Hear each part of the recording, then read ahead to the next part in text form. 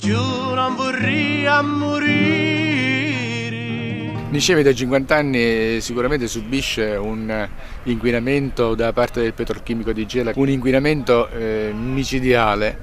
Si sono riscontrati valori di arsenico nel 20% dei pazienti 1500 volte superiore alla normalità.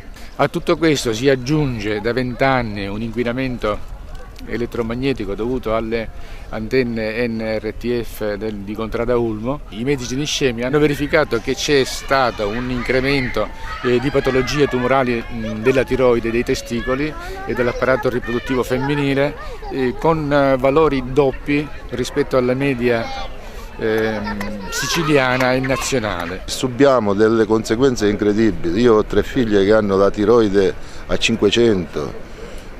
Io ho avuto mia cognata che è morta quest'inverno, mia nipote